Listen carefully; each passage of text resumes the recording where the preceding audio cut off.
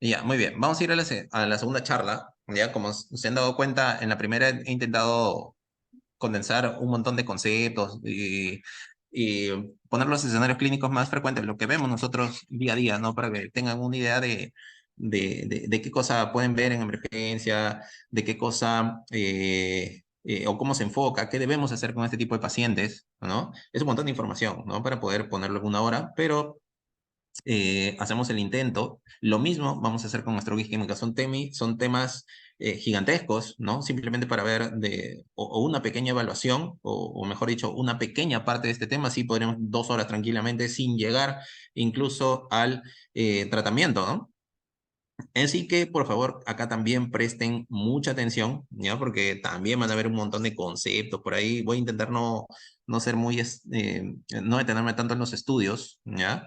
Pero a veces sí es importante mencionarlos para que sepan por qué se hace una u otra cosa, ¿ya? Entonces, stroke isquémico en emergencia. Stroke isquémico también se conoce de SB, ACV, ictus, ¿no?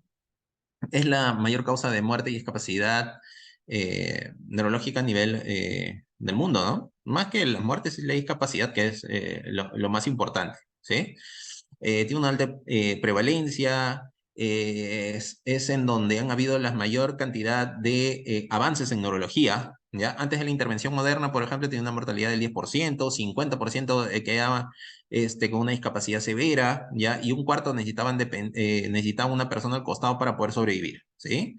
Es la causa también de un 10% más o menos de todas las epilepsias y es la causa más frecuente de epilepsia en ancianos, ¿sí? En pacientes más jóvenes recuerden que es neurocisticercosis, no es infeccioso, sobre todo en países vías de desarrollo, ¿ya? Pero entonces ven que el infarto cerebral, el stroke isquémico es un tema súper importante, ¿ya? Cuando tenemos este tipo de pacientes, a grandes rasgos, un stroke, ¿qué cosa es? No es un problema del cerebro, ¿no? Es un problema de vasos sanguíneos, ¿sí? Se tapa un vaso sanguíneo y el territorio que irriga este vaso sanguíneo va a ser el que va a sufrir, ¿sí? Eso es un infarto cerebral. Entonces, ¿qué necesitamos hacer? Restituir el flujo sanguíneo, ¿no? Y reperfundir el tejido, ya que está en riesgo de infarto. Lo que se ha infartado ya pasó, ¿no? Lo que se ha muerto ya no se puede resucitar, ¿sí? Pero sí podemos restituir y reperfundir el tejido que está en riesgo de muerte, ¿sí? Esto vamos a ir avanzando. Existen dos intervenciones que tenemos que ver acá, ¿ya? La trombolisis y la trombectomía endovascular. Entonces, como le decía, el stroke, ¿qué cosa es? La definición, ¿cuál es? Es la oclusión arterial de vasos cerebrales, retinales o espinales. No se pueden olvidar que el stroke no solamente es del encéfalo, no del cerebro, también acá está la retina y también está la médula espinal. Que resulta en un infarto focal, ¿ya? Del tejido cerebral con déficit neurológico súbito correspondiente. ¿A qué se refiere esto? Que el territorio afectado, o sea, el que no le llega la sangre, es el que me va a dar la sintomatología, ¿no? Por eso, en pregrado, seguro si están en sus academias, de todo eso, ¿cuál es el síndrome de ACM derecha? ¿Cuál es ACM izquierda? ACA, ACP, ¿qué es Wallenberg? Todo eso, ¿no? Por eso una arteria va a irrigar una zona específica del cerebro y eso me va a dar un síndrome clínico correspondiente. No siempre es como está descrito, pero sí es una gran guía, ¿sí? ¿Cuáles son las partes del infarto? El core o el núcleo es el área isquemia irreversible, la necrosis celular, lo que se ha muerto y lo que ya no vamos a poder salvar. El área de penumbra es lo que más nos importa a nosotros, ¿no? Es el área que está alrededor del núcleo del core, en donde hay una isquemia moderada y disfunción celular, problema de disfunción de membranas, pero que puede ser salvable. Eso es lo que nosotros tenemos que salvar, ¿sí? Que lo podemos ver acá, el rojo el core, lo verde la penumbra y hay una tercera parte que podemos considerarla como oligomielitis benigna, ¿no? Que hay un poquito de disminución de flujo sanguíneo, pero no está en riesgo de necrosis, ¿ah? Fíjense que acá lo más importante es el tiempo de cerebro. Esa es la máxima que no deben de olvidarse, ¿sí? Cada minuto que pasa, ¿no? Se pierden 1.9 millones de neuronas. Eso quiere decir que es más o menos 14 billones de sinapsis. Imagínense, en un infarto se pierden más o menos 7.5 eh, millones de fibras mielinizadas. Es decir, un infarto envejece el cerebro más o menos como en 20 años, ¿ya? No se deben olvidar. Eh, Estos son los principios generales del manejo de un stroke isquémico. El tiempo de cerebro, actuar lo antes posible.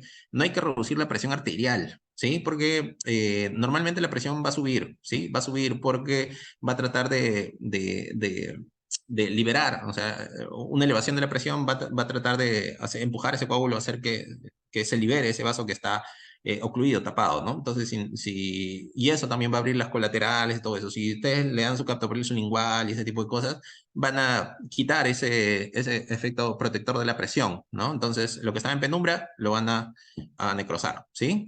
No utilizar soluciones hipotónicas tampoco, no a darle destroza al 5%, ¿no? Porque favorece el edema cerebral, ¿no? La hiperglicemia también empeora el pronóstico en este tipo de pacientes, ¿ya? Y NPO, ¿sí? Siempre hasta que ustedes puedan asegurar que el paciente tiene buena deglución, ¿no? Entonces, otra cosa que no vamos a tocar ahorita. ¿Ya por qué? Porque estos pacientes se aspiran, se neumonía y se pueden morir, pueden salir súper bien del infarto, pueden dar todo el tratamiento del mundo, pero se mueren de una neumonía, ¿ya? Entonces, también existen tiempos, ¿no? Acá hay que correr, ¿ya? Acá hay que correr. Lo más importante es el tiempo de puerta a puerta aguja, ¿no? Que debería ser desde que el paciente entra a la emergencia hasta que está recibiendo su tratamiento, tiene que ser menos de una hora. En otras latitudes, este tiempo está alrededor de 10 minutos, ¿no? 8 o 10 minutos, ¿ya? Entonces, eh, fíjense lo importante de esto. Hablar algo muy breve de la evaluación prehospitalaria. Existen varias escalas que pueden hacer que la población general, los paramédicos, detecten un infarto cerebral, ¿no? Muchas veces puede pasar por alto, ¿no? Existen varias escalas como la Cincinnati, la FAST, ¿no? Que puede ser para la población general no necesita, para poder hacer un screening de qué paciente podría tener un infarto cerebral, ¿no? Este es en inglés, Lictus, que es básicamente el FAST, ¿no? Entonces, acá hay ese es un pequeño estudio, no pequeño, más o menos grande, ¿no? No dice qué cosas debemos hacer para poder disminuir el tiempo en que el paciente pueda llegar a la emergencia, ¿no? No lo vamos a tocar ahora. Entonces, existen, pues, las guías de manejo para el paciente con stroke isquémico. Acá todavía está la 2018, hay una revisión del 2019 de esta, ¿ya? Pero no le he puesto acá, ¿ya? Esa es otra de las guías, no solo la JAS, hay varias, ¿no? Canadiense, hay japonesa, varias, europeas.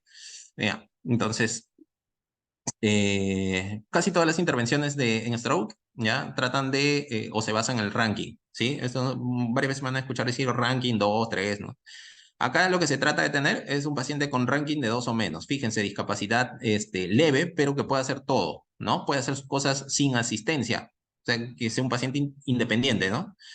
Entonces, un ranking de 3 o más es paciente que ya requiere ayuda para más o menos ir haciendo sus cosas, ¿no? Entonces, toda intervención trata de hacer que el paciente sea independiente, ¿ya? Entonces, nosotros tenemos en emergencia, ¿qué hacemos? Lo primero es la evaluación clínica. Tenemos un paciente que llega, que lo típico le va a decir al familiar, sí, mira, estábamos comiendo, de un momento a otro dejó de hablar, se le cayó la boca, se le cayó la comida, no mueve un brazo, se trató de parar y se caía porque no se mueve y me doy cuenta que sí, pues no mueve el brazo derecho, izquierdo, lo que quieran, ¿no? Entonces, un paciente con un déficit motor, por lo general, ¿no? No siempre un infarto es déficit motor, ¿ya? Pero es por lo general. Entonces, ¿qué tenemos que hacer? Confirmar el diagnóstico, ¿no? Para eso necesitamos evaluación de un personal entrenado. Fíjense que hasta un 5% de todos los strokes son erróneamente clasificados. Recuerden que acá entran los mimics, ¿no? Por ejemplo, pueden ser crisis epilépticas, ¿ya? Eh, Hay que determinar el tiempo de evolución, ¿no? Cuando ha estado bien, recuerden que los tratamientos dependen del tiempo, ¿sí? Todos tienen un umbral de tiempo en el que nosotros podemos intervenir. Después de ese umbral ya podemos superar los riesgos, ¿sí? Eh, Hay una condición especial que se llama wake up stroke, que es un paciente que se despierta y tiene el déficit neurológico, ¿no? Acá, bueno, presentado, ¿no? Ahora hay algunas cosas que si se pueden hacer antes, no se tocaba a ese paciente, no se le hacía nada. ¿Por qué? Porque ya el paciente se puede haber levantado 7, 6 de la mañana, pero se ha acostado, no sé, 10 de la noche, ¿no? El infarto le puede haber pasado a las 11, a la 1 de la mañana, 2, 3 de la mañana, entonces no sabemos cuánto tiempo tiene de evolución ese infarto, ¿no? Eso se le conocen como un wake-up stroke o stroke al despertar, ¿ya? Y lo más importante en nuestra evaluación clínica es ver si el paciente podemos tratarlo, ¿no? Sobre todo con trombolisis, o si tiene alguna contraindicación para no hacerlo, ¿ya? Eso es lo más importante. Acá hay un cuadrito que nos habla de los mimics, ¿no? O sea, qué cosa puede mimetizar el stroke isquémico. Lo más frecuente es crisis epilépticas e hipoglicemia. Eso es lo más importante, lo que no se le debe pasar. Acá también, para que entiendan qué cosa es un mimic, qué es un chameleon. Un mimic es es algo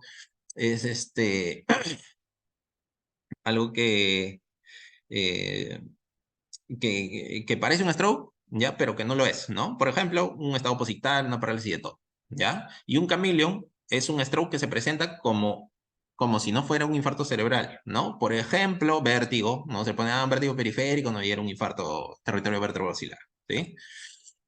Entonces, acá hay un pequeño estudio de lo que les decía, ¿no? Muchas veces en la misma emergencia, a veces no cuenta con un especialista en las 24 horas, a veces en este tiempo de telestroke y todo eso, ¿ya? Fíjense que eh, eh, la frecuencia de stroke mimis de todos los trombolizados es 1,8, ¿no? Y eso es un poco variable, lo pueden encontrar hasta un 5%, incluso un poquito más, ¿ah? Pero a veces ante la duda se conviene tratar, ¿no? Se prefiere dar tratamiento a quedarte con la duda de que si pudo haber sido un infarto y no hiciste nada, ¿no? Y el paciente por eso estaba pues peor, ¿ya? Entonces, en la evaluación clínica, una vez que tienen ese paciente con sospecha de infarto cerebral, ¿ya? Todo paciente tiene que tener una evaluación del NIS. El NIS es una escala que nos ve sobre todo la severidad, ¿no? Y nos permite la comunicación entre el equipo médico y nos ve el pronóstico también, ¿ya? Para esto es necesario certificarse, ¿sí? El error más frecuente es tratar de hacer el NIS así como me parece, ¿no? Agarro, busco una calculadora en internet, vamos a sacarle el NIS, vas puntuando, pones lo que te parece, ¿no? Pero en realidad su puntuación final es otra, ¿no? O es más o es menos. ¿Eso porque es importante? Porque las intervenciones que yo hago, yo tengo que saber si su NIS, o sea, si mejora, es decir, disminuye, o si empeora, ¿no? Si esto aumenta. Entonces, por eso es importante que todos manejen un estándar en la toma de NIS, ¿ya? Es necesario estar certificado, por eso le decía, busquen el curso de certificación en el NIS, antes era gratis, ahora me parece que se paga. ¿Ya? Nos ayuda en el pronóstico para seleccionar pacientes, comunicación entre el personal, ¿ya? Este es el NIS, fíjense, son 11 ítems.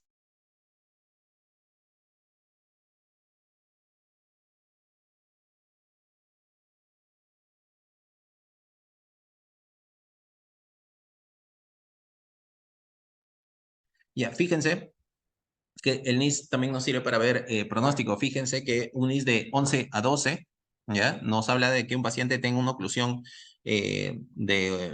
probablemente al inicio de la cerebral media y que este paciente vaya a quedar dependiente, ¿no? Es decir, que su infarto no va a recuperar o no va a quedar bien, ¿no? Fíjense, ranking, ya se acuerdan, acuérdense que todos quieren estar menos de 2, que el paciente es independiente, y fíjense cómo varía con el NIS, ¿no? Fíjense, un NIS de 2, 3, 4, este paciente en ranking 1 y 0 incluso, ¿no? Pero fíjense, cuando ya vamos yendo a 11, 12, estos pacientes ya van pasando de 3 a 4, ¿no? Acá el paciente ya es más o menos dependiente, ¿no? Acá sí ni qué decir, ¿no? Entonces fíjense que el NIS también nos ayuda a saber qué tan comprometido puede estar un paciente, ¿no? Y el pronóstico, ¿sí? Para decirle al familiar, oye, mira, no está tan bien, ¿no? Entonces, en esta guía de práctica clínica de la HASA, la más importante, búsquenla, descárganla, siempre ténganla y ya para poder consultar cualquier cosita, se recomienda el uso de una escala como el LIS, ¿ya? Lo otro que tenemos que hacer es, muy aparte de la valoración clínica, para esto me olvidaba, cuando nosotros trabajamos como una unidad de stroke, eh, y como ya hemos visto, todo es tiempo, ¿no? Tenemos que correr con el tiempo. La evaluación del NIS tiene que durar menos de 5 minutos, ¿ya? Entonces, cuando estoy haciendo esa valoración, yo no estoy pensando, yo no estoy filosofando de qué cosa le ha pasado al paciente, dónde puede estar la lesión, cuál es el mecanismo fisiopato. No, yo necesito dar tratamiento para poder saber lo más que puede ese cerebro, ¿sí? De esto estamos contra el tiempo, no se olviden. Y para eso también es importante saber qué evaluaciones yo necesito para poder decidir si le vamos a dar tratamiento al paciente, ¿no? Para que más o menos tenga una idea, solamente necesito dos cosas. Necesito una imagen, que es una TEM de encéfalo sin contraste, y dos, una glicemia capilar, ¿sí? Para saber que el paciente no tenga hipoglicemia. Con esas dos cosas yo puedo decidir si dar una trombolisis al paciente o no. Obviamente, no con los criterios clínicos, ¿no? O sea, que esté en tiempo de ventana, que no tenga contraindicaciones para trombolisis y todo eso, ¿ya? No se me van a olvidar. Entonces, las neuroimágenes. ¿Qué cosa necesito? Una TEM sin contraste. Eso tiene que hacerse menos de 20 minutos después de que el paciente llegue a la emergencia. A veces, dependiendo de qué tan organizada está la emergencia, el paciente está esperando su tomografía detrás de la pancreatitis, después la neumonía, después del paciente que está citado, después de los pacientes de hospitalización. A veces es un problema, ¿verdad? A veces está comiendo, pues el técnico que está ahí se regresa en media hora. Es todo un problema. Esto provee toda la información necesaria para decidir si le damos tratamiento o no. Descarta el sangrado con 95% de precisión. Es fácil ver un sangrado en una tomografía, ¿ya? Y menos de 6 horas, o sea, cuando yo hago... para eso también tienen que tener en cuenta que la tomografía no me va a ver un infarto, ¿sí? Porque el infarto va a demorar en aparecer en la imagen, ¿no? Más o menos 24 horas. Pero yo puedo ver cambios precoces en menos de 6 horas, más o menos en un 61% de pacientes, ¿ya?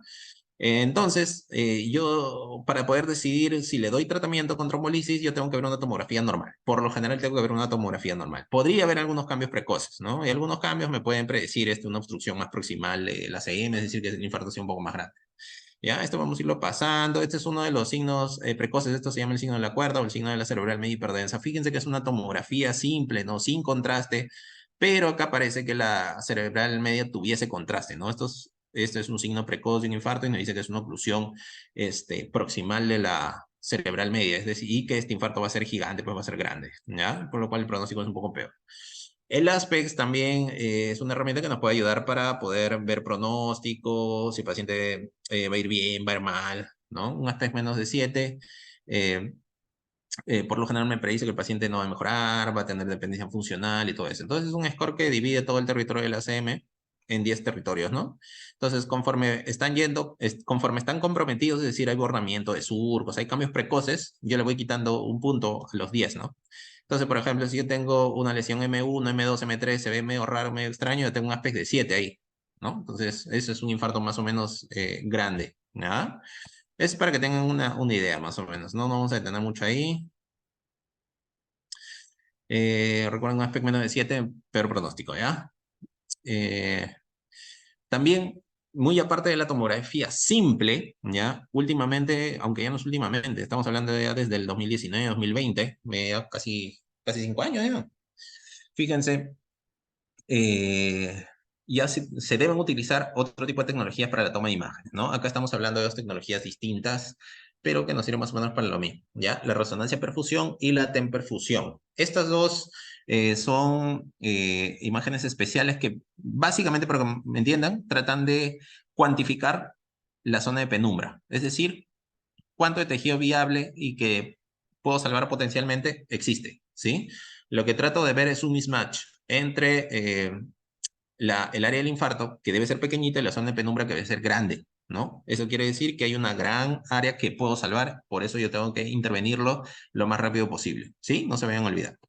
Entonces, este ya es tecnología un poco más especial, ¿no? Hay un mismatch. Entonces, acá podemos tener el área del core, el núcleo, ¿no? Lo que está muerto, acá ya no voy a hacer nada, ¿no? Y este es el área de penumbra, fíjense, más o menos grande, ¿no? Tengo un mismatch más de 2.8, hay un gran área que puedo salvar, entonces, aún así este paciente tenga 5 horas, 6 horas, debo dar tratamiento, ¿no? Eso lo vamos a ver más adelante, no se olviden. Entonces, estas tecnologías son súper importantes para poder ya dejar de filosofar, ¿no? Y saber con precisión si el paciente tiene tejido potencialmente salvable, ¿no?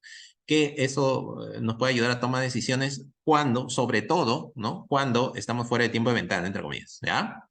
Entonces, la imagen, ¿qué cosa nos dice la guía de Hassan? Todos los pacientes deben tener una TEM no contrastada, ¿ya? Con esto es suficiente para poder tomar decisiones. ¿Se pueden tomar otro tipo de imágenes? Sí, dependiendo de la evaluación clínica, la etiología, pueden tomar una angiotem también, ¿no? La reza por lo general no se va a usar, pero este tipo de imágenes en los centros que tengan la posibilidad, que no está en todos lados, ¿ah? Y no es que sea estandarizado tampoco, es medio experimental todavía. Entonces, ya vamos a ver por qué son importantes esas tecnologías. Exámenes de laboratorio que necesitemos, fíjate que le pueden pedir todo lo que quieran al paciente, pero no deberían. Lo único que necesitan para decidir la trombolisis es la glucosa capilar, hemoglucotest que se demoran solamente unos segundos. Acá lo importante es que el paciente no tenga hipoglicemia, ¿sí? Porque recuerden que la hipoglicemia es es uno de los principales, ¿no? Mimics de stroke. Entonces, en vez de estar pensando si trombolizar, que ni y ese tipo de cosas, ponen la dextrosa y lo curan al paciente. Se acabó, ¿no? Entonces no se vayan a olvidar. Entonces, ¿qué cosa tenemos que ver? Vamos a la evidencia y práctica clínica. Solamente necesitamos la evaluación de glucosa sérica, ¿sí? Para iniciar el teplase en todos los pacientes. Todos olvídense de pedir hemograma, perfil tiroideo, examen de orina, placa de tórax, EKG, todo, nada. Lo único que necesitan es la glucosa capilar para decidir la trombolisis. Después pídanle lo que quieran, todo lo que necesiten, ¿Ah? Entonces, una vez que nosotros tenemos al paciente, que por ejemplo les puede decir que sí, que ha venido con un déficit motor que hace 2 horas, ¿no? Le han hecho un NIS, puede tener un NIS de 7, 8, 10, pónganle si quieren, ¿no? Que no tiene ningún antecedente, que está todo bien, todo tranquilo, ¿no? Tiene una tomografía sin sangre, ¿no? Y que su glucosa capilar está en 110. Entonces ese paciente es candidato para darle tratamiento. Entonces, ¿qué tratamientos existen? Ya hemos visto la trombolisis intravenosa y la trombectomía mecánica. ¿Ya? La trombolisis intravenosa, acá administramos el RTPA, alteplase, que es el nombre comercial, que es el activador tisular de plasminógeno recombinante, perdón, ese es el tratamiento de elección. ¿Cuál es la ventana terapéutica? 4.5 horas. Ese es el tiempo que yo tengo para poder dar tratamiento. ¿Cuál es el problema? Que la mayoría llega con 2 días, un día, 12 horas. Están en su casa esperando que pase o esperando que llegue el hijo mayor que lo pueda llevar, ¿no? Entonces es un problema casi casi social, ¿no? La mayoría llega fuera de tiempo de ventana. Por más que tenga todos los criterios para poder usarlo, el tiempo de ventana es bastante corto. Entonces, esa es toda una historia, porque inicialmente el tiempo de ventana son 3 horas, en el NIMS, el estudio original en el 95, después sale el ECAS-3 europeo, donde recién en el 2008 se prolonga hasta las 4.5 horas, después en Estados Unidos también más o menos que off-label usaban, sin estar aprobado por la FDA, se usaba hasta las 4.5 horas, después se cambió en la guía de práctica clínica, es toda una historia, ¿ya? Pero para que más o menos vayan entendiendo. Ya, indicaciones, contraindicaciones, todo eso que ven en letras pequeñitas, ¿ya? Son contraindicaciones, recomendaciones y todo ello, ¿ya? Entonces no es necesario que se aprendan todos esos porque de hecho cambiaron varios de esos desde el estudio original, ¿ya? Pero básicamente, ¿de qué se tratan todas estas recomendaciones? Para poder usar yo este RTPA en tiempo de ventana, yo tengo que saber que el paciente no tiene riesgo de sangrar, ¿sí? Entonces, si ustedes entienden eso, se les va a hacer fácil saber que si el paciente tiene, obviamente, un tumor gastrointestinal, saben que por ahí va a sangrar, ya no le van a hacer, ¿no? Si ha tenido una cirrosis, HDA, tampoco le van a hacer. Si el paciente tiene un tumor cerebral que puede sangrar, no le van a poner. Si el paciente está anticoagulado, tampoco le van a poner, ¿sí? Esas son más o menos las contraindicaciones más importantes para que entiendan, ¿ya? Entonces, ¿cómo administramos el RTPA o el Alteplase, como quieran? Se utiliza siempre en tipo de ventana sin contraindicaciones, ¿ya? Paciente, dosis 0.9 miligramos por kilo, hasta una dosis máxima de 90 miligramos, no se vayan a olvidar, dosis máxima 90 miligramos. Si tienen un paciente que es una ballena, pesa 200 kilos, no le van a poner pues 200 miligramos, no se van a usar 4 o 5 frascos, ¿sí? La dosis máxima son 90 miligramos. ¿Cómo se utiliza? 10% de la dosis como un bolo en un primer minuto y posteriormente una infusión en una hora, ¿sí? O sea, el resto de la dosis, el 90%, lo infunden en una hora, ¿sí? Después debe estar monitorizado una unidad de stroke. Normalmente los pacientes pasan una unidad de stroke, que es unidad de observación, casi casi como una UCI, ¿no? Pero acá los pacientes no están intubados, nada de eso. Si están intubados, deberían hacer una UCI. ¿No? Están observados en 24 horas. En 24 horas el paciente debe tener toda la evaluación necesaria para saber por qué es infartado el paciente, ya debe tener toda la intervención, todo para que mejore, ¿sí? Pero normalmente este paciente tiene que hacer un esto, ya. Para poder iniciarlo, yo necesito que el paciente tenga presión arterial menos de 180 con 105 milímetros de mercurio. Ya vamos a ver algo más de la presión más adelante. Y hay que evitar antitrombóticos. O sea, si el paciente usaba aspirina o si no usaba, aún así, no le van a dar aspirina al inicio, ¿no? Evitar antitrombóticos porque tiene mayor riesgo de hemorragia. ¿Ah? Entonces, esa es la recomendación de la JASA, ¿no? Fíjense, alteplasia, la dosis que hemos visto, ¿no? De 3 hasta 4.5 horas, ¿ya? No se vayan a olvidar. Obviamente, mientras antes lo puedan administrar, el paciente va a ir mejor, ¿sí? Tiene menos riesgo de sangrado y todo eso, ¿ya? Entonces, después, ¿qué hacemos si el paciente llega más allá de las 4.5 horas? ¿O qué hacemos con un wake-up stroke? No sabemos cuándo le ha venido este problema, ¿no? Entonces, hasta hace unos años, en estos pacientes de stroke al despertar no se hacía nada, ya se le ponía la cruz nomás y se le decía, bueno, pues ya piña, ¿no? No podemos hacer nada más por ti porque no sabemos cuál es el tipo de ventana. Ya, pero es acá en donde entran las tecnologías que les estaba diciendo, ¿no? La temperfusión y la resoperfusión, ¿ya? Entonces, acá tenemos dos ensayos clínicos importantes. Fíjense, el Wake Up y posteriormente vamos a tener el famoso Down, ¿no? Que está el Extend, por ejemplo, y más adelante, este es el Extend ya, y bueno, no les he puesto el down por ahí, pero bueno, ya. La cosa es que, ¿qué nos dicen estos pacientes? Eh, ¿qué vemos en estos pacientes? ¿Ya? De que por más que no sepamos cuál es el tiempo del ingreso en estos pacientes con wake up stroke, si nosotros utilizamos estas tecnologías de TEM perfusión y perfusión, si es que existe un mismatch, es decir, si nosotros cuantificamos eh, la presencia de esta penumbra, ¿ya? Fíjense, ¿ya? Que nosotros podemos usar el teplace incluso después de las 4.5 horas, ¿ah? Fíjense, este el extend hasta las 9 horas. Ya estamos hablando de 2019, ya es más o menos un poco antiguo, ¿no? Ya, acá creo que no les he especificado. Ya,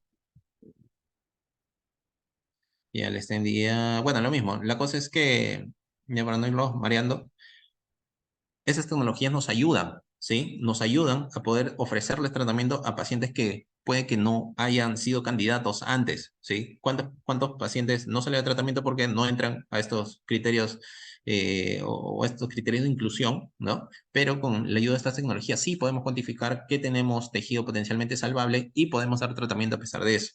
¿Ah? Entonces, cuando nosotros utilizamos esa trombolisis intravenosa, debemos monitorizar la presión arterial. Obviamente la hipertensión tiene mayor riesgo de que sangre este paciente, ¿no? Entonces, tiene que ser sí, una monitorización intensiva eh, y debe evitarse los antiagregantes en las primeras 24 horas. La tasa de sangrado es alrededor de un 5%. Dependiendo de lo que vean, puede ser un poquito más, un poquito menos, ¿ya? Sin embargo, solo el 12% de todos los pacientes llegan a trombolizarse, fíjense. De todos los pacientes que tienen los criterios de inclusión y todo eso, ¿ya? A veces llegan a las 5 horas, 6 horas, ¿no? A veces sí, pues están tomando warfarina y cosas. O sea, los criterios de exclusión son bien exclusivos, más bien, ¿ya? Y aún así, en los que se dan, solamente recanalizan 10 o un 15% de oclusiones de carótida interna. Eso es una oclusión súper importante. Más o menos la mitad de oclusiones ACM proximal, ¿ya? Y solamente un tercio de todos los que se trombolizan llegan a tener un buen outcome, ¿sí? Las oclusiones arteriales proximales, o sea, infartos súper grandes, son resistentes a la trombolisis. Entonces, esta terapia está muy lejos de ser la ideal para pacientes con stroke isquémico, ¿ya? Pero es lo que tenemos. Entonces, el uso de TPA está estimado solamente un 3% de todos los pacientes con stroke agudo, imagínense, dependiendo, o sea, a nivel mundial, ¿no? Existen demasiadas exclusiones, solamente el 29% serían candidatos, aún así llegasen antes de las 3 horas. Fíjense, ¿no? Es bastante excluyente. ¿Ya? Entonces, frente a este problema, sí, pues ha habido un montón de investigación tratando de buscar qué más podemos hacer con estos pacientes. Acá no les he puesto tampoco nuevas cosas, eh, pero también, además del el templace, ¿no? Ahora último, no, último, tiene varios años en investigación al templace, ¿no? Que es igual de efectivo, ¿ya? Pero parece ser más seguro, menor tasa de sangrado, pero lo más importante es que es mucho, mucho más económico. ¿Sí? Mucho más económico. Normalmente, un frasquito para hablar de costos nada más del Teplace, en un paciente X 70, 80 kilos, necesitan 2 frascos del Teplace. Cada uno cuesta más o menos 2.500 soles, ¿no? Imagínense. Y eso en precio amigo, precio misa, ¿no? 5.000 soles en poder colocar esta medicación, ¿ya? El Tenecteplase es más o menos la mitad de ese precio, incluso un poco menos, ¿ya? Entonces, por eso es una gran alternativa que tiene evidencia que sí funciona, pero todavía sigue en investigación, ¿no? Y eh, todavía no se usa de manera global, pero sí en varios lugares ya se utilizan. ¿Ah? Entonces, una de estas investigaciones que han revolucionado la medicina, sobre todo la neurología, es la inclusión de la terapia endovascular a todas las guías de práctica clínica. Esto ha revolucionado el manejo de stroke. De los avances más grandes que han habido en neurología ha sido esta terapia endovascular. ¿Ya? Acá un pequeño paréntesis para que entiendan cuál es la magnitud de esto. Hasta ahora incluso, dependiendo de los profesores que ustedes estén o con quién roten, ya existe la, el prejuicio, ¿no? De que el paciente neurológico es una planta, es un mueble, ¿no? Todos van a quedar discapacitados, no hay nada que podamos hacer, o que el neurólogo solamente diagnostica, ¿no? Pero no trata, simplemente ve, qué bonito, la lesión puede estar acá, con todo eso de anatomía, pero finalmente el paciente va a quedar igual, ¿no? Entonces, eso son conceptos, pues, de neurología hace 200 años atrás, ¿no? Neurología es una de una de las especialidades médicas que tienen mayores avances, eh, tanto en el diagnóstico como en el manejo de sus patologías, ¿no? Tenemos terapia génica, ¿sí? Podemos dar tratamiento, por ejemplo, para distrofias musculares, ¿no? Para Duchenne, por ejemplo, ¿no? O sea, manipulación de los genes anormales. Entonces, es una especialidad que sí tiene muchos avances. Específicamente en lo que es stroke isquémico, esta terapia endovascular es uno de los pilares más importantes que han habido en toda la historia, ¿sí? ¿Por qué? Porque, fíjense, el tiempo de ventana se extiende hasta más o menos las 6 horas. Acá vamos a ver el down más adelante, ¿ya? Este se extiende más o menos ya vamos a ver más allá de las 6 horas, ¿no? Pero acá podemos incluir un montón de pacientes que no entran en la trombolisis, ¿sí? Todos esos pacientes que están fuera de ventana, que tienen contraindicaciones, que están anticoagulados, que tienen HDV, tienen un montón de cosas, pueden ser potencialmente candidatos a terapia endovascular, ¿sí? Para esto han habido un montón de años de estudios, de ensayos, ¿no? E inclusive de diseño de los dispositivos endovasculares, ¿no? El MERS y el Penumbra, todos esos, pero esos son la primera generación de las terapias endovasculares, ¿no? Recién la segunda generación de los stent retriever ya son los que han empezado a tener éxito, ¿no? Ya no voy a tocar esto, es un poco más o menos de historia, ¿no? Varios estudios, ¿no? El síntesis y el IMS, estos que están acá, Mr. Rescue, todo lo que usaban los dispositivos de primera generación, ¿no? Acá van a ver que no han tenido éxito, pues, ¿no? Todos están, da igual si le das eso o le das simplemente la terapia trombolítica, ¿no? ¿Ya? Pero después del 2012 se empiezan a cambiar el diseño eh, de estos dispositivos endovasculares, después del Swift Trepo 2, ya de que los stent retrievers son mejores que los dispositivos MERS y Penumbra, y empiezan a salir todo, acá ya más o menos era R1, R2 por ahí, ¿ya? Cuando yo más o menos sí he vivido toda esta época en donde iban saliendo estos ensayos clínicos, ¿no? En donde salía varios artículos de esperanza, ¿no? Que decía que esto sí puede cambiar el tratamiento, puede dar esperanza a los pacientes con stroke isquémico, y es verdad, ¿no? Varios de estos ensayos que estamos viendo acá se detuvieron de manera precoz porque la intervención, es decir, la terapia endovascular era mucho mejor, estos pacientes estaban yendo mucho mejor que los que recibían tratamiento estándar, ¿no? Acá tenemos varios, ¿no? El Mr. Clean, el Escape, Swift Prime, Extendia y sobre todo el Revascat, ¿no? Que es uno de los de los más famosos y los más importantes, ¿no? Para nosotros es súper importante porque esto es hecho en población hispánica, ¿no? Este es también participaba España acá. Entonces, fíjense que en el 2015, cuando empezaron a salir todos estos ensayos clínicos, ya saben, detenidos antes de tiempo porque ya era demasiado efectivo lo que se veía, se empezaron a cambiar todas las guías de práctica clínica, ¿no? Miren por acá, bla, bla, bla, de que pueden utilizarse esta tecnología hasta un tiempo de ventana de 6 horas en pacientes que no pueden ser tributarios de trombolisis incluso, ¿no? Acá esta es la guía española, me parece, de 2014, sí. Fíjense, ya se empieza a implementar en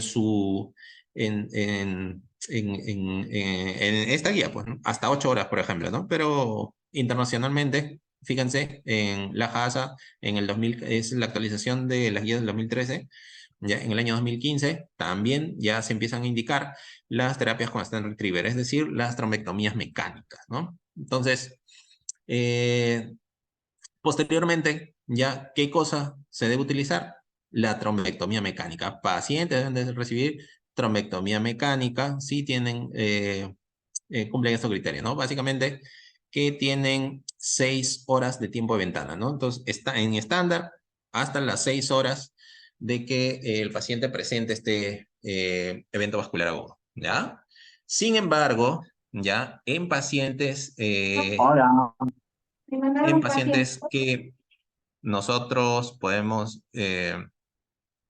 prolongar tal vez la terapia, darle después de las 6 horas. Sí, sí podemos, ¿ya? En pacientes bien seleccionados utilizando las tecnologías que hemos visto previamente, no la resonancia perfusión, TEM-perfusión, puede extenderse el tiempo de ventana hasta las 24 horas. Y este es el famoso estudio Down, ¿no? Down, utilizando este mismatch, es decir, básicamente ver o cuantificar el tamaño de la zona de penumbra, ¿ya? Pacientes que, bueno, han tenido infarto hace 20 horas, hace 16 horas, ¿no? Con esta tecnología vemos que hay un área de penumbra que es potencialmente salvable, ¿ya? Estos pacientes son tributarios a trombectomías mecánicas y tener una buena recuperación, ¿ya? No vamos a ir deteniendo en esto, es el diffuse, ¿no? También trombectomía mecánica de 6 hasta las 16 horas. Estos me parece que sí son con perfusión, ¿ya? Eh, no, este es resoperfusión, el otro está en perfusión, ¿ya? Entonces, todos, todos estos estudios, ¿ya? Nos dicen que eh, para pacientes pues, que cumplan con estos criterios estrictos del uso de la temperfusión, de la resoperfusión, podría ofrecerse ¿no? Una trombectomía mecánica, fíjense, hasta las 24 horas. E incluso hay revisiones sistemáticas ya más adelante que no se los... Ah, acá creo que sí, sí este se los he puesto, pues, ¿no? Entonces, fíjense que los pacientes incluso hasta los 10 días, ¿ya? Pueden beneficiarse de la trombectomía mecánica. Fíjense, ¿eh? Ya no estamos hablando de 24 horas, acá estamos 48, 72 horas, incluso hasta los 10 días, fíjense. Entonces, podrían tener un beneficio con el uso de la trombectomía mecánica. Imagínense todas las posibilidades que esto supone, ¿sí? Es una revolución completamente eh, esperanzadora, ¿no? Para los pacientes con infarto cerebral. ¿Ya? Entonces, después de ver estas dos intervenciones, ya saben, la trombectomía mecánica, ¿qué cosa es? ¿No? Es meter este dispositivo endovascular, ¿no? Sobre todo por la femoral, llegar hasta las carótidas, arteria cerebral media, anterior, sobre todo la media, ¿no? Poder sacar este coágulo y lo logran ver en físico, ¿no? Súper rápido. El paciente entra con NIS de 12, 13, hemiparético, hemipléjico, afásico, ¿no? Después de 20 minutos, media hora que pueda durar el procedimiento, el paciente sale hablando, puede salir caminando incluso, bueno, no tanto caminando, pero sí movilizando el lado pléjico, es casi como magia, ¿no? Entonces es un procedimiento súper, súper importante que sí, pues ha venido para quedarse, siguen habiendo un montón de estudios sobre eso, sobre todo usar por ejemplo, ¿no? Anestesia general versus anestesia local, utilizar el- las cifras ideales de presión, varias cosas, ¿no? Que nos pueden mejorar el tratamiento con estas tecnologías, ¿ya? En general, el manejo médico de los pacientes con infarto cerebral, ya el resto de medidas que vamos a utilizar. Oxígeno, mantener una saturación por encima del 94%. Acá estamos haciendo las recomendaciones de la JAS, ¿ya?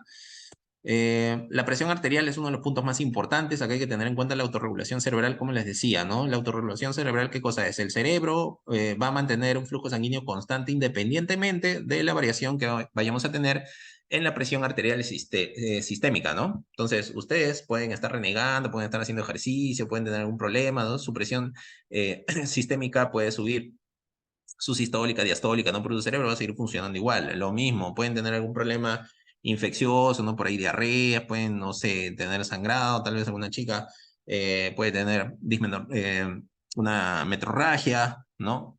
Su presión puede bajar 90-60, pero su cerebro va a seguir funcionando igual, ¿no? Esa es la autorregulación cerebral, ¿sí? Se mantiene un flujo constante. Eh, Sin embargo, cuando existe pues este infarto cerebral, ya hemos visto que de manera refleja la presión arterial sistémica va a subir, ¿sí? Va a empezar a subir de manera artificial para eh, intentar aumentar la perfusión cerebral, abrir colaterales y poder desplazar ese coágulo o ese émbolo que ha tapado el vaso sanguíneo, ¿sí? Entonces hay que tener mucho cuidado con la presión. Hay que evitar caídas bruscas más allá del 20%. ¿Y cómo se trata finalmente? Acá hay dos escenarios. ¿El paciente va a ser fibrinolizado o no? Si vamos a hacer fibrinolisis, el paciente debe tener una presión arterial sistólica de 185 y una diastólica de 110. Acá yo puedo dar el alteplase, ¿sí? Si es que no, el paciente puede estar sin problemas 220 con 120. 220 sistólica, 120 diastólica, ¿no? E ir disminuyendo un 15% en las primeras 24 horas. O sea, poco a poco le van bajando, ¿sí? Porque acá, como no lo han trombolizado, el paciente está tratando de sobrevivir abriendo las colaterales, tratando de desplazar ese coágulo, ¿no? Con la subida de la presión sistémica, ¿verdad? Entonces, lo mismo, ¿no? Paciente, si va a ser trombolizado, menos de 185 con 110, no se olvide. Pacientes, a ver, ya está. Podemos bajarle 15% por día si es que no van a ser trombolizados. Podemos tener una presión, creo que no tengo. Ya, pacientes que tienen una presión o que no van a ser trombolizados, podemos tener tranquilamente 220 con 120, ¿ya? No se vayan a olvidar. ¿Qué antihipertensivos deberíamos utilizar? Deberíamos utilizar la betalol, nicardipina, ¿ya? Esos fármacos no se encuentran de manera general en la mayoría de hospitales, ¿ya? Eh, pero estos son los que deberían utilizarse, ¿ya? Normalmente se utiliza nitroglicerina, ¿no? Pero eso aumenta edema cerebral y tiene otro tipo de problemas, pero se trabaja con lo que hay, pues, ¿ya? Temperatura, obviamente evitar la fiebre y ese tipo de cosas, ¿no? Si hace fiebre, darle el sintomático y buscar la causa, ¿no? A veces estos pacientes se aspiran o se produce un infarto cerebral en un paciente que tenga una infección de fondo, ¿ya? Hay que tener mucho cuidado. Entonces, lo mismo nos dice acá la guía de la JASA, ¿no? Si hay fiebre, si hay alguna de esas cosas, se le da tratamiento, ¿ya?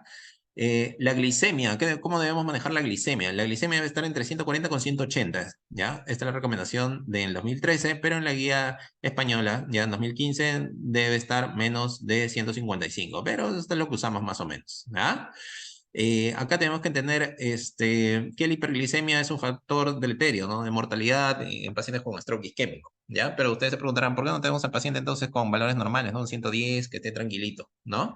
Porque ya se ha visto con varios estudios que intentar mantener una glicemia normal en pacientes críticos o pacientes eh, con patologías severas, ¿ya? Tiene mayor riesgo de hipoglicemia, ¿sí? Y la hipoglicemia es mucho, mucho más mortal, ¿no? Y discapacitante que una hiperglicemia en estos pacientes. Así que un paciente con stroke isquémico debe tener una hiperglicemia permisiva, ¿no? Más o menos en este rango, 140, 180, ¿ya? No se vayan a olvidar, hay que evitar las hipoglicemias a todo costa. Esto sí es mortal, ¿sí? Y esto sí es discapacitante, no se vayan a olvidar. Nutrición, lo más importante es valorar la función deglutitoria diariamente, ¿ya? Diariamente. Entonces, recuerden que estos pacientes se aspiran, ¿no? Una complicación infecciosa más frecuente en pacientes con stroke isquémico es la aspiración, ¿sí? Es en neumonías, el infarto puede que no sea muy grande, puede que ustedes hayan hecho el trabajo más espectacular, no le han hecho trombolisis, trombectomía, pero el paciente puede morirse de una neumonía, no se vayan a olvidar, ¿sí? Entonces, básicamente todo paciente debe tener sonda nasogástrica hasta que ustedes mismos no vean que tenga una función deglutoria favorable, ¿ya? Fisioterapia en fase aguda, sí, la rehabilitación física tiene que empezarse lo antes posible, aún así estén en observación, aún así estén en una zona crítica, la rehabilitación precoz acá no lo he puesto porque eso ya es un poco más especialidad, ¿no? Es uno de los factores más importantes para un ranking, ¿no? De 2 o menos. Entonces no se vayan a olvidar de eso. Hay que evitar neurolépticos también. Podemos tener un paciente con stroke, ¿no? Que está medio deprimido, pero a veces se agita, pueden hacer delirium también. A veces le ponen risperidona o aloperidol, lo tienen dormido 3, 4 días. No sabemos si el paciente está yendo mal o ha hecho conversión hemorrágica, ¿no? Entonces, no deben dar nada que altere su estado de vigilia, ¿ya? No hay que dar depresor del sistema nervioso central. Recuerden, benzodiazepina, este tipo de cosas pueden causar depresión respiratoria también, ¿ya? Eh, También, hasta hace tiempo había que los inhibidores de recaptación de serotonina como fluoxetina podían favorecer la recuperación funcional, ¿no? Ya han habido, hay revisiones sistemáticas que decían que sirven, que podría servir, ¿no? Fluoxetina. Ya después han habido otros ensayos clínicos posteriores a todos ellos, ¿no? Ya más formales, el Flames, por ejemplo. Flames era, no me acuerdo, ya. fluoxetina ya no, pues, no te ayuda para la recuperación motora, ¿no? Pero sí, sí puede utilizarse el citalopram, ¿no? Eso ya es más para rehabilitación, pero eh, no existe ninguna droga neuroprotectora, ¿no? Que tenga evidencia en que el paciente pueda hacer que mejore su condición clínica, ¿no? Como citicolina, eh, nifedipino, ninguna de esas cosas ya no sirve para, o tiene evidencia, mejor dicho, una mejora en la función motora, una recuperación funcional, ¿ya? No se vayan a olvidar, no existen neuroprotectores que demuestren efectividad. ¿Ya? Complicaciones, ¿qué complicaciones vamos a ver en un stroke isquémico? Entonces, imagínense cómo tenía el paciente que les decía, ¿no? Un paciente, no sé, varón, 70 años, con hemiparesia derecha, afasia, un NIS, pónganle de 10, ¿no? Que llega con 2 horas de evolución, felizmente vivía a la vuelta de su hospital, ¿no? Llegó, ustedes lo han evaluado, ¿no? Le hicieron una trombolisis, ¿ya? Eh, y el paciente, pues, lo tienen monitorizando y han pasado 24 horas, ¿no? Y el NIS ahorita se encuentra en 4, se encuentra en 5, el paciente ya puede hablar un poco mejor, persiste más o menos la hemiparesia, ¿ya? Entonces, eso es lo que más o menos van a encontrar en este tipo de pacientes. Podemos tener complicaciones, ¿ya? Complicaciones, por ejemplo, un infarto maligno ACM. Infarto maligno C corresponde cuando se infarta más del 50% del territorio de ACM. O sea, es un infarto extenso, ¿ya? Y se llama maligno porque esto puede producir un síndrome de hipertensión endocraniana, ¿sí? Eh, Mortalidad alta, fíjense, hasta 80%. Entonces, estos pacientes, como le digo, van a ser hipertensión ucraniana, pueden morirse, ¿ya? Eh, Acá corticoides no se usan, ¿ya? No se usan.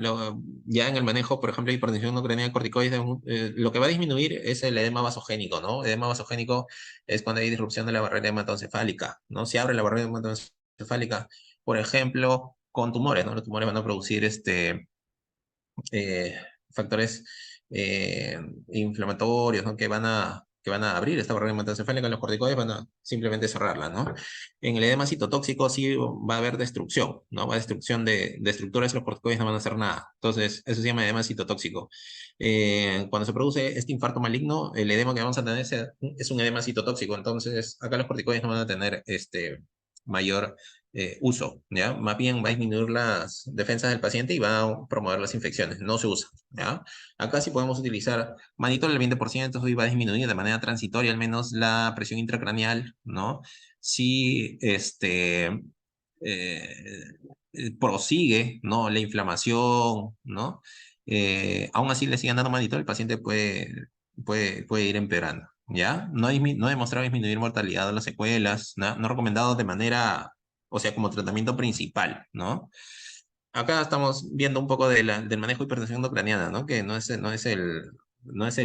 tema por el cual estamos acá, ¿no? Hiperventilación de manera transitoria, sí, bajar la PSO2 puede disminuir la presión intracraneal, nos podría ayudar de manera transitoria, ¿ya? Pero finalmente estos pacientes, algunos de estos pacientes van a necesitar craniotomía compresiva, ¿sí? Esto sí disminuye mortalidad, secuelas, debe realizarse de manera precoz, menos de 48 horas desde el inicio de los síntomas, pero debe darse en pacientes jóvenes. La craniotomía debe ser extensa, al menos 12 centímetros, así que eso quiere decir que hay que sacar una gran parte del cráneo, ¿ya? Eh, Estas son algunas cosas que deberíamos ver, ¿no? Por ejemplo, eh, acá ya en la guía de la JASA te dicen que aún así el paciente tenga más de 60 años, el paciente sí podría eh, podría ser candidato a craniotomía compresiva, ¿no? Entonces tengan en cuenta que un paciente que tenga un infarto grande, eso quiere decir que tenga un I súper alto, aún así ustedes no vean un infarto cerebral muy grande, cuando ustedes lo monitorizan, le hayan dado o no le hayan dado tratamiento, si ven que se deteriora, ¿no? Pónganse a pensar que puede ser un infarto cerebral maligno, ¿no? En este tipo de pacientes sí tienen que conversar tanto con los de emergencia, los de UCI, pero sobre todo con el neurocirujano, ¿no? Porque tenga una evaluación precoz y que sepan que eventualmente ese paciente se podría beneficiar, ¿no? De una craniotomía compresiva, imagínense. Entonces, hay opción quirúrgica para pacientes con infarto cerebral, sí, ¿ya?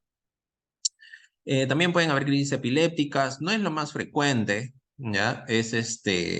No es raro, es raro en realidad que un stroke se presente como crisis, pero a la larga sí pueden hacer, ¿no? De hecho, ya saben que la epilepsia post-stroke es bastante frecuente, ¿no? Y es la causa más frecuente de epilepsia en ancianitos, ¿ya?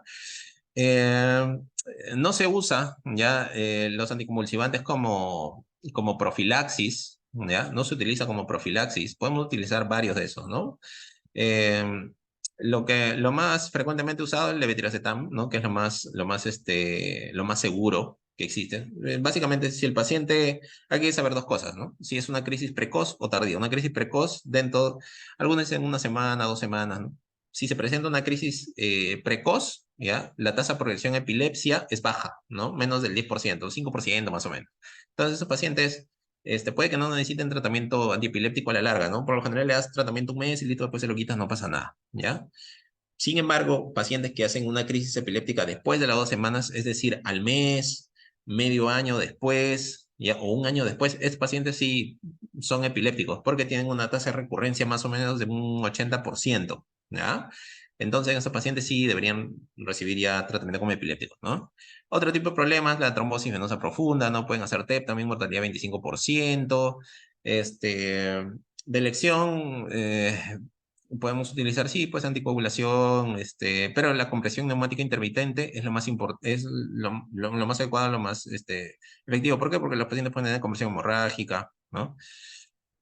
Y otro tipo de cosas, ¿no? La neuroprotección, como le decía, un montón de drogas no sirven, ¿no? No va a mejorar el pronóstico, no van a haber mejor recuperación, ¿ya?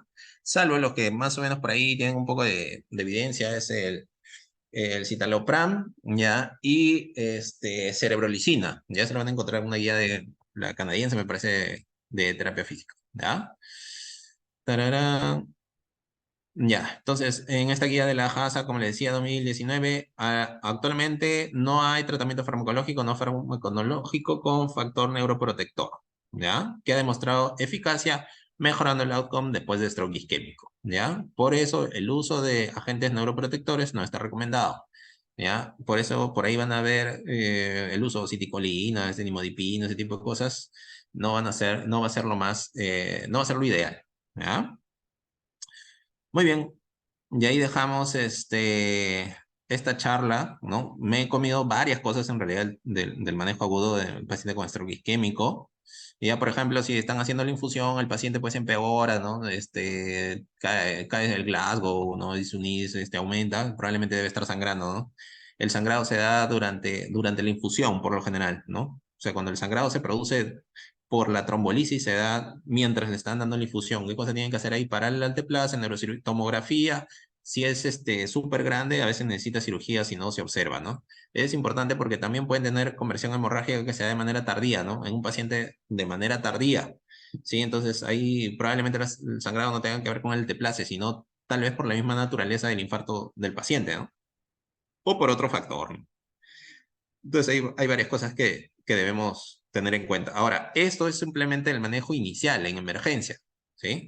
Después viene el trabajo de determinar por qué es infartado el paciente, ¿no? Finalmente, lo que yo necesito hacer es, yo puedo haberme gastado, no sé, 20.000 soles en toda la evaluación, en todo el tratamiento del paciente para que no se infarte, pero el próximo mes otra vez se va a volver a infartar, ¿no? Lo hemos salvado de una fascia, de una hemiplegia, de un ranking de 4 o 5, para que el próximo mes, de acá 2, 3, 4, 5 meses, medio año, quede discapacitado ahora sí de por vida, ¿sí? No tiene mucho sentido. Entonces, la otra gran parte del manejo de este tipo de pacientes ya no es tanto de emergencia, sino es ya en la parte neurológica, ¿no? Ver qué cosa causaba el infarto de ese paciente, ¿no? Acá hay que determinar el mecanismo fisiopatológico, ¿no? Acá, si les llama la atención, pueden revisar la clasificación TOAS, ¿no? Toda la evaluación que necesitemos saber, ¿no? Si es una placa carotidia, si es una placa intracraneal, si es que el paciente tiene una fibrilación auricular, ¿no? ¿Cuál es la tasa de diagnóstico de fibrilación auricular con un EKG que le hacemos en emergencia? ¿Cuál es la tasa de un holter de 24 horas? ¿Realmente nos sirve tanto un holter de 24 horas? Después, ¿qué pacientes van a recibir aspirina? ¿Qué pacientes van a recibir doble antiagregación? ¿Qué pacientes van a anticoagularse? ¿Qué hago si el paciente es diabético? ¿No? Yo necesito, ¿acaso existirán drogas hipoglicemiantes que tengan efecto protector en stroke isquémico, ¿no? ¿Cómo puedo hacer eso? ¿Qué otras intervenciones puedo hacer? ¿El alcohol me sirve, no me sirve? ¿El cigarro, la obesidad? ¿Qué debo comer, doctor, no? ¿Qué debo comer para que no me vuelva a infartar? No comer grasas, no comer salchipapas, no tomar azúcar, ¿eso me va a servir? Doctor, si yo tengo yo soy diabético, mi glucosa está bien controlada, ya no me voy a infartar, el riesgo de recurrencia de stroke isquémico va a disminuir con un buen control de glucosa. ¿Ya? Todo eso es todo un mundo aparte, eso se llama prevención secundaria, ¿no? Y eso es todo un tema aparte, nos tiramos todo un curso incluso, ni siquiera es una charla de 2 horas, ¿no? Es todo un curso. Entonces, para que vean que los temas son súper grandes, ¿ya? Entonces, muchas gracias por tu atención, he sido encantado de poder colaborar con ustedes un año más. Y antes pues de retirarme, vamos a ver algunas de las preguntas, ¿ya? Sí, porque también tengo que a las 8 avanzar. A ver, voy a ir leyendo las preguntas, ¿ya? A ver.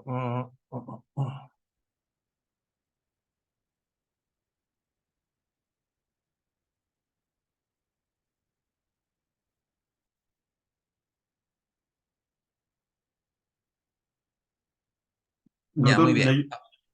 Dime. No, doctor, ya los encontré ya. ya listo, doctor. Sí, lo primero creo que me hablaban algo, ya, me dicen referente a la primera charla en la literatura médica en inglés, se lee el término drop attacks, ya, son caídas de cabeza sobre todo, ¿no? Como causa de crisis epiléptica. No es una causa de crisis, es un tipo de crisis, ¿no? Así como tienes clonías, tienes mioclonías, tienes tonías, ¿no? Puedes tener drop attacks, ¿no? Que son caídas de cabeza, se ven niños sobre todo, ¿ya? ¿En qué porcentaje tendrían significancia en su etiología? Sí, o sea, es parte de algunos síndromes epilépticos y es importante identificarlos, ¿ya? Porque puede ser parte de algunos síndromes epilépticos. Ya, doctor, respecto a la segunda charla, un comentario más sobre los TIAs, ataques isquémicos transitorios. Perfecto, eso no lo hemos tocado, ya, donde los síntomas de déficit motor pueden revertir antes de los 60 minutos, cómo manejarlos ya. Acá tenemos que saber la definición de AIT que no hemos tocado, ¿no? AIT también es una patología de emergencia. ¿Cuál es la definición? Antes, ya si le preguntan a un médico un poco mayor, o que tal vez no esté muy actualizado, le va a decir que es déficit neurológico que revierte antes de las 24 horas, ¿sí? Entonces, eso era la definición antigua de tía, ya que tiene más de 10 años, ya. Eso está mal. ¿Por qué? Porque cuando usan esa definición, el 33% de esos pacientes, cuando le hacen una resonancia, va a tener un infarto cerebral. Entonces, pónganse a pensar una prueba que clasifica erróneamente a un tercio de los pacientes, no nos sirve, ¿no? El ejemplo que siempre les pongo es, imagínense que a ustedes les haga o a su grupo de amigos, o de acá, de todos los que estamos en este chat, nos haga un ELISA, ¿no? Y un tercio de todos nos haga un ELISA positivo, es decir, oye, tengo VIH. ¿No sirve eso? No sirve. Entonces, esa definición no está bien, ¿no? Entonces, ¿cómo se define el AIT después del 2009?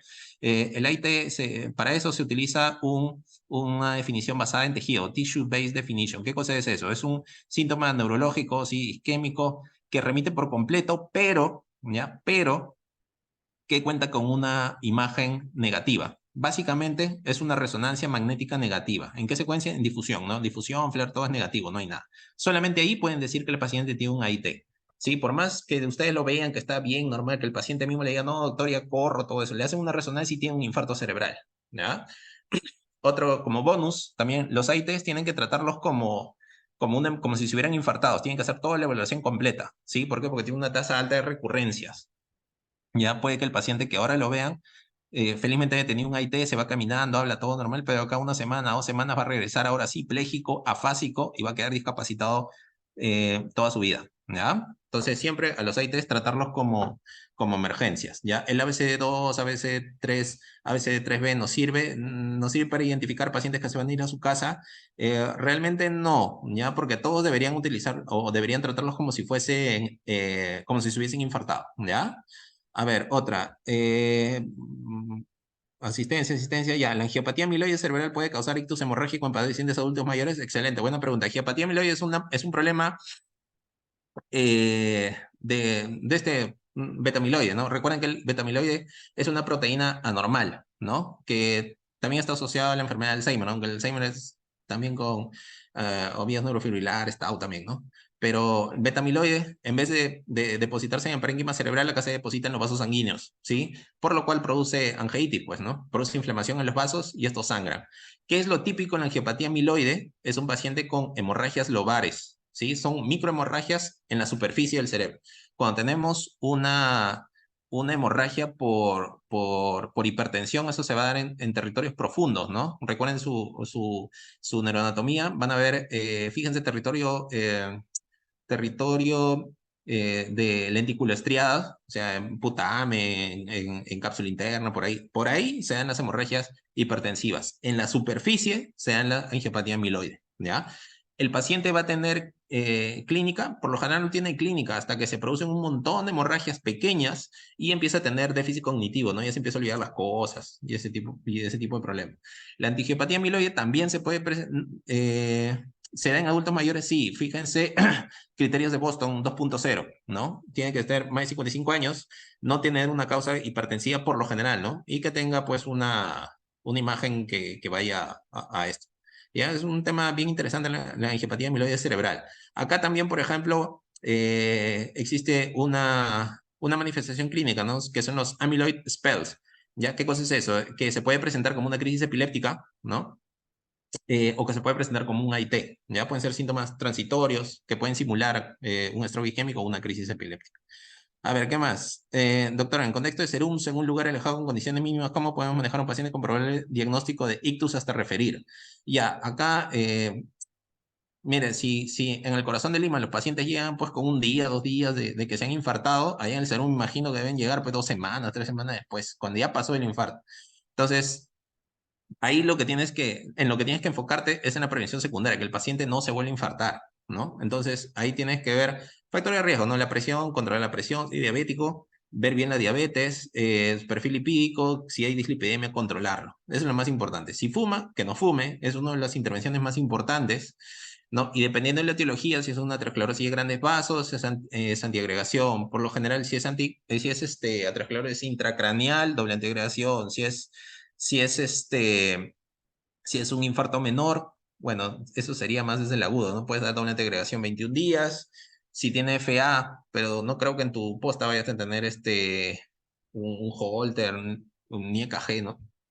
Aunque a veces con el pulso sí puedes ver si el paciente está arrítmico o no, ¿no? Pero un poco difícil iniciar la anticoagulación a un paciente en tu posta, ¿no? Entonces, básicamente, contrólale los factores de riesgo cardiovasculares. El factor de riesgo cardiovascular más importante en un paciente con enfermedad vascular cerebral es la presión arterial, ¿ya? Entonces, puedes darles antiagregante, puedes darles atorva, pero más importante es controlar su presión, que no tenga diabetes, ¿no? Ya hay varias de esas cositas. Y a ver, ¿qué más? En los AIT se ve amoroso y fugaz por compromiso de la arteria oftálmica. Claro, fíjense que la arteria oftálmica es rama de la carótida interna, ¿no? Entonces, la carótida interna tiene sus 5 terminales, ¿no? Vamos a tener la oftálmica, la coroidea anterior, vamos a tener la comunicante posterior, la cerebral anterior y la cerebral media. ¿Sí? Si yo tengo una placa carotidia, ese me puede dejar un embolismo arteria-arteria que se va a la CM, a la ACA, a la oftálmica y darme este amorosifugaz, ¿ya? O a la croidea, ¿no? Que por lo general no me da mucha clínica, ¿no? Podría, tal vez, ¿no? Ya, pero sí, sí, amorosifugaz, ese va hasta la retina. ¿Algo más? Creo que ya no hay más preguntas, ¿no? Doctor, había unas preguntas en este caso, del tema uno que está más arriba. Ay, a ver. ¿Desea que las lea? eh, no, ya vi, su madre. A ver, ingresar, nombre, apellido, usuario Luis Z, doctor en literatura. Ya no, habían varios que me han saltado, ¿no? ¿Cuál es la diferencia? ¿Cuál es la diferencia entre estatus epiléptico no convulsivo y crisis atónica? Ya, en una crisis atónica es donde pierdes el tono postural, pues, ¿no? Te caes. Eso, por lo general, dura segundos, ¿no? Dura segundos y el paciente se despierta y está ok. Un estatus epiléptico, ya sabe que es un problema en donde el cerebro no va a parar de hacer su crisis epiléptica por sí solo, ¿no? Entonces, ahí el paciente va a persistir con alteración de conciencia, ¿sí? Imagínense un abuelito que ha tenido neumonía, que ha estado en la UCI, ya, y que ya recibió tratamiento antibiótico completo, ya está respirando más o menos bien, ya, pero que no despierta, ¿no? Sigue sin despertar, todos sus estudios están normales, normales, normales, y no despierta, no despierta, no despierta, ¿no? Eso es, crisis atónico puede ser un niñito, puede ser un paciente joven que de un momento a otro pierde el tono postural y después está más o menos confuso, ¿no? Y otra vez conversa con ustedes. Ya, eso es una crisis atónica, es un tipo de crisis. A ver, ¿qué se le da al paciente si la dosis de la primera línea es insuficiente? Ya, más o menos un 20-30% de las benzodiazepinas no van a ser suficientes para parar la crisis, ¿ya? Entonces, como les decía, siempre va de la mano la primera con la segunda. O sea, le ponen la benzodiazepina al paciente, le pase o no le pase, tienen que darle igual la infusión rápida de una droga, que es la fenil, el valproico o lo que vea, ¿ya? ¿Qué más? Buenas noches, doctor. ¿Después de cuánto tiempo se pasa a segunda línea? ¿Se repite la primera línea? Como le digo, se le da al mismo tiempo, ¿ya? Por lo general, en un país medianamente civilizado, incluso acá también, ¿no? Cuando ven el SAMU y esas cosas, el paramédico le pasa diazepam y todo eso, y el paciente ya viene sin crisis. Ahí mismo le tienes que pasar la infusión, porque recuerda que la acción de las benzodiazepinas es corta, ¿sí? No es que le va a durar todo el día, horas de horas de horas, no, no, es corta. ¿Ya? Por eso, en ese pequeño tiempo que el paciente le ha parado la crisis, tienes que darle la segunda línea, ¿ya? ¿Cómo pueden minimizar en pacientes adultos y pediátricos y por qué tiempo? Como decía, ¿no? Pueden usar de 15 a 20 miligramos por kilo, ¿ya? Y eso pasarlo a menos de 50 miligramos por kilo. Perdón, a menos de 50 miligramos por minuto, ¿ya? Entonces, lo que usan de manera empírica, ya saben que son 10 ampollas de fenitoína, ya, en un Volutrol, y eso le pasan más o menos en media hora, ya. Eso es de manera empírica, pero ustedes no son empíricos, pues son médicos, ¿no? Y tienen que saber de dónde viene ese cálculo, ¿ya? A ver, doctor, ¿administrar midazolam intravenoso es intramuscular es igual de efectivo? Sí, igual usar lorazepam, puedes usar lorazepam, intranasal también, no, son igual de efectivos. A ver, ¿qué más, qué más, qué más? Esta es Ah, la última, doctor. esa es la última, ¿no? Ya hemos visto todos. Ya, ok. Sí, doctor. Muy bien, chicos. Han dejado una Encantados. ahora. No sé si lo puede ver. Ay, a ver.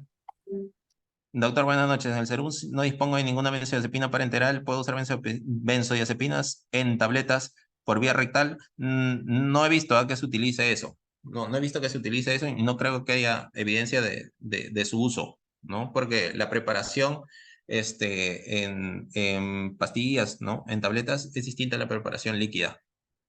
Y entonces, no sé, no te recomendaría que lo hagas.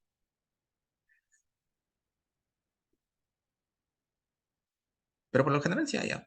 Si no, trata de conseguirte, pues no puedo.